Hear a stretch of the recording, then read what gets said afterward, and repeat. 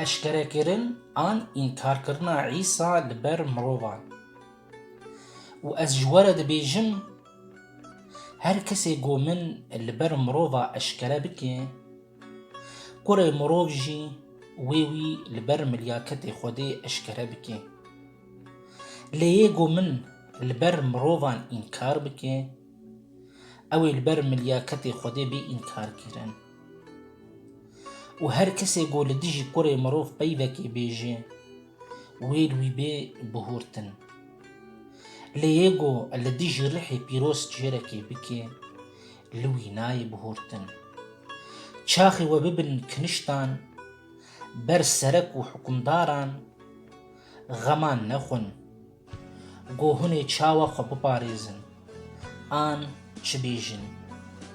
Çimkî rihê pîroz wê di wê demê de hînî we bike, ka divê hûn çi bêjin. Pirtûka pîroz incî, silav û rêz xweş bû birayên hêja.